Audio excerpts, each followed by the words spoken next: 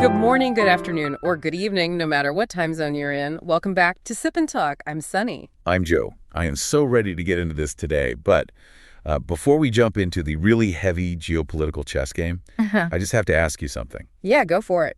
Have you noticed that just looking at the checkout total for gas, or even just ordering basic food delivery lately, makes your heart literally skip a beat? Oh, absolutely. It is physically painful right now. Right. I feel like someone wrote this terribly depressing global inflation script, and I would very much like to send it back for rewrites, please. Like, who is actually in charge of this? Well, if you look at the underlying mechanics, specifically the recent shipping data coming out of the Strait of Hormuz, you might actually, drop your coffee. Wait, really? It is that bad? Yeah, it is true that those indirect talks in Doha recently cooled international oil prices back down to around $73 a barrel, which is, a relief. Sure, 73 sounds somewhat normal. Right, but here's the thing about inflation. It has a memory.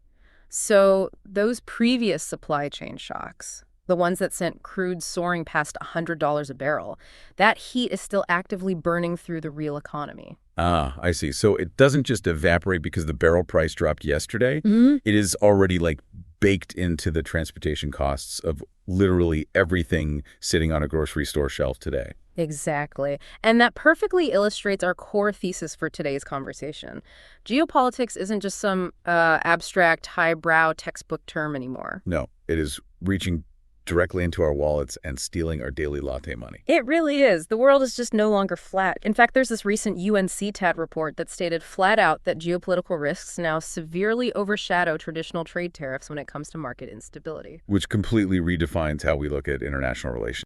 Like, take our tech war with China over AI infrastructure. Oh, yeah, that is a perfect example. That is no longer just about basic trade balances or, who is exporting more plastic goods. It is a fundamental shift in asset valuation. We're looking at a battleground that spans from physical ocean choke points to virtual legal battles. It is a total system shock. And naturally, when the global system shakes at that macro level, the domestic reality just fractures. Let's actually look at that domestic fracture. Because if geopolitics is squeezing the physical world on a global scale, the way it is playing out in the American economy right now feels, entirely contradictory. Contradictory how? Well, you have this massive wealth creation happening simultaneously with middle-class suffocation. How is that even working? It is a stark contradiction, yeah. Economists are currently defining a massive part of this as the southern squeeze. The southern squeeze. Yeah, so to understand the mechanics of this, we have to look at cities historically known for affordability and, a great quality of life. Places like Nashville or Atlanta. Okay, I love Nashville. Great food. Used to be super affordable. Used to be, right. But housing costs in those specific metros have skyrocketed by 60% since 2019. Wait, hold on. 60% since 2019? Yeah, 60%. That is insane. That completely obliterates any wage gains a normal worker could have possibly made over the last few years. By a marathon. And it is not just random market fluctuation. It is largely driven by mass corporate migrations. Like who?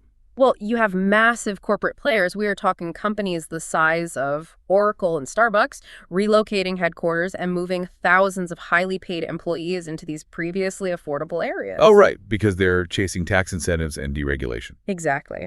But what happens to the local ecosystem when they do that? The local ecosystem gets completely priced out. Yeah. You have this sudden, massive influx of high-wage tech workers, which immediately drives up the cost of real estate, local services, basic utilities. Right. The gentrification is just on hyperdrive. So the local middle-class workers, the teachers, the industry folks, can basically pay their rent and keep the lights on, but they have absolute zero left to save at the end of the month. And we are seeing the receipts for this structural failure right now.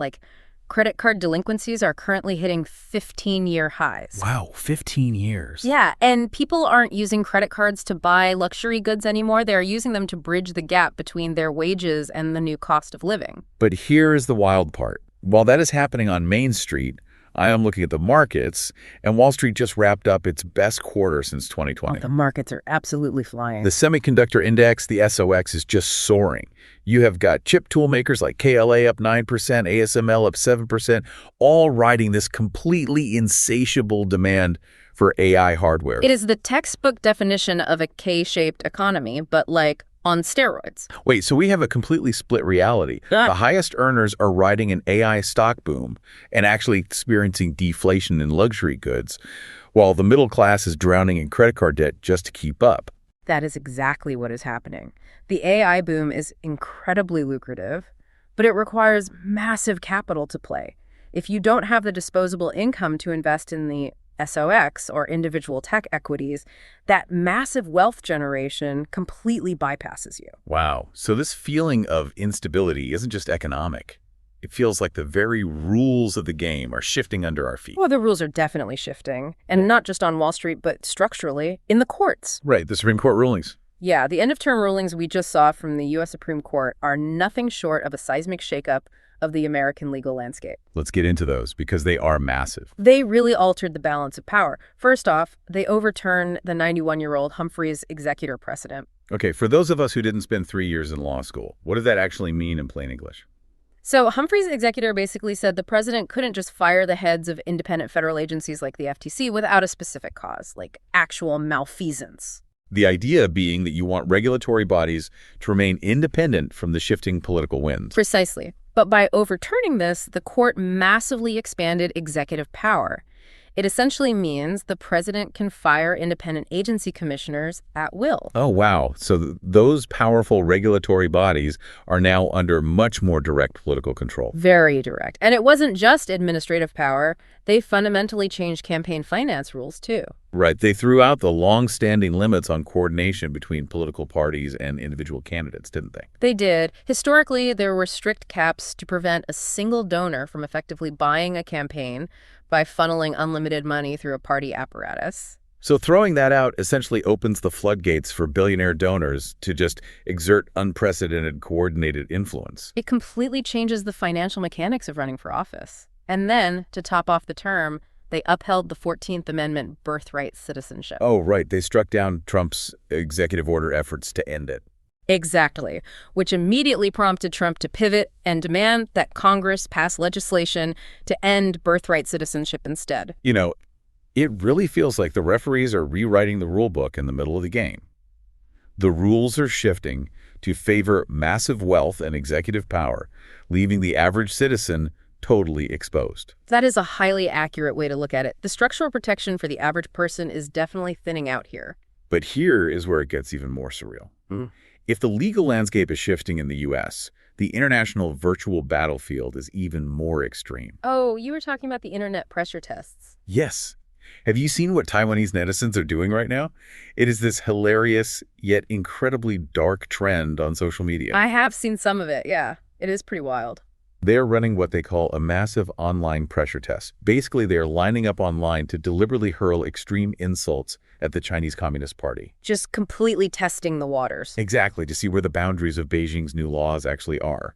The humor is just so dark, but I get it. While the memes might be funny, the cold legal warfare behind them is actually really concerning. Beijing has systematically rolled out a series of highly ambiguous laws over the years. Like the 2005 anti-secession law. Right, and then they escalated significantly with the 2024 Punishing Independence 22 Opinions. That one is wild because it allows for trial in absentia. Trial in absentia, so they can convict you without you even being there. Yep. And now they are rolling out the new 2026 Ethnic Unity Law, which explicitly targets overseas individuals for destroying ethnic unity. See, it is exactly like a sketchy software terms of service. They make the rules so incredibly vague, like breathing wrong splits the state, that they essentially reserve the right to sue anyone they want. That is a great analogy. In legal theory, that deliberate vagueness is a strategic design known as a pocket crime. A pocket crime, like keeping a charge in your pocket until you need it. Exactly. The vagueness is the point. It is not about arresting every single internet troll making memes. The administrative cost of that would be impossible. Yeah, they don't have the manpower for that. No, the true goal is to establish the psychological terror of arbitrary enforcement.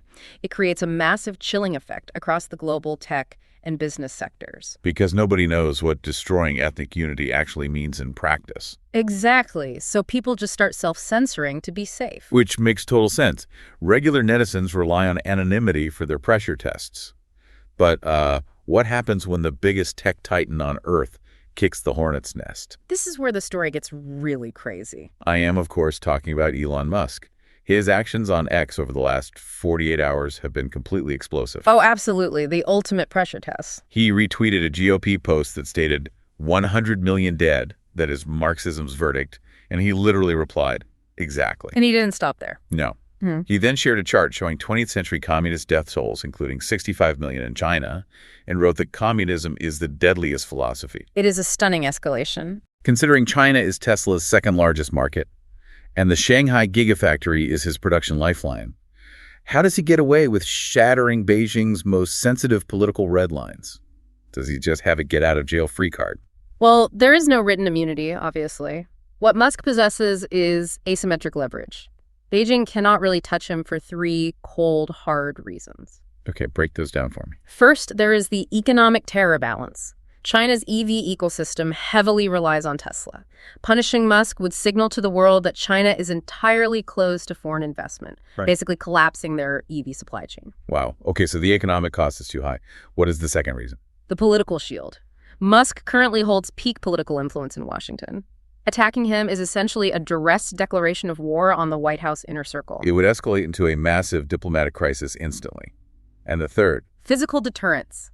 Musk controls Starlink and SpaceX. To Beijing, he is a quasi-military asset. Forcing him into a corner pushes his empire entirely into the hands of the U.S. Department of Defense. Oh, wow. So they literally can't afford to push him away. Exactly. It's asymmetric leverage. So bringing this whole conversation full circle, when we look at real economy inflation, these ambiguous authoritarian laws, and then tech giants with special speech privileges, a really stark dual reality emerges. It is impossible to unsee once you look at it. Laws and rules have become nets that trap ordinary people, but they act as mere bargaining chips for the powerful.